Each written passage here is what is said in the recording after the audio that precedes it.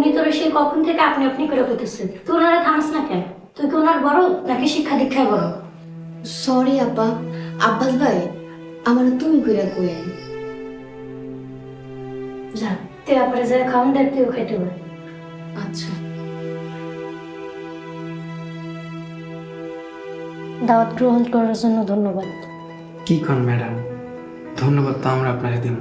কত বাড়িতে কাম করছি, কেউ এত সম্মান দেয় নাই, ধন্যবাদ আপনার পাও না।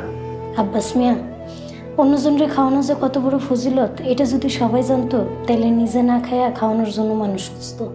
আপনার কথা ব্যবহারে বোঝা যায় আপনি অনেক উচ্চ বংশের মানুষ, উচ্চ শিক্ষায় শিক্ষিত। সামান্য কামরারে সম্মান দেওয়ার জন্য শুক্রিয়া ম্যাডাম।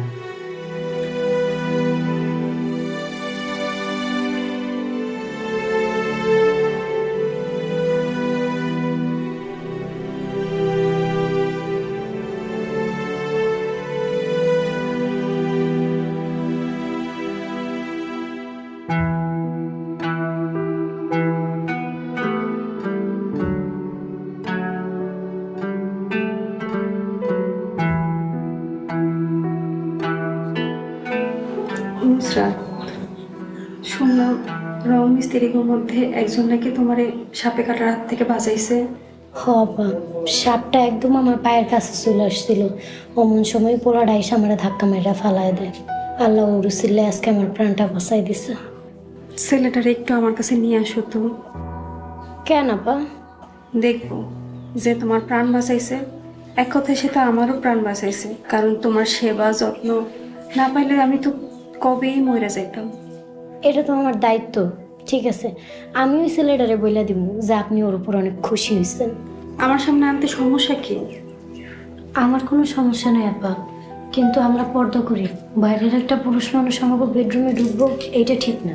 ঠিক বেঠিকের প্রশ্ন নাকি তুমি আমার কাছে আনতে চাইতেছো না? আমি আনতে চাবো না কেন? হঠাৎ আপনার এটা মনে হইলো কেন? নুসরাত, রুকাইয়ের কাছে শুনলাম ছেলেটার নাম আব্বাস।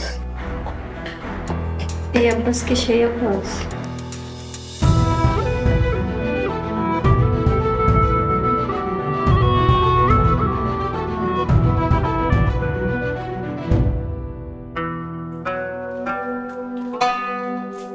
রুকাইয়াফা, ও রুকাইয়াফা,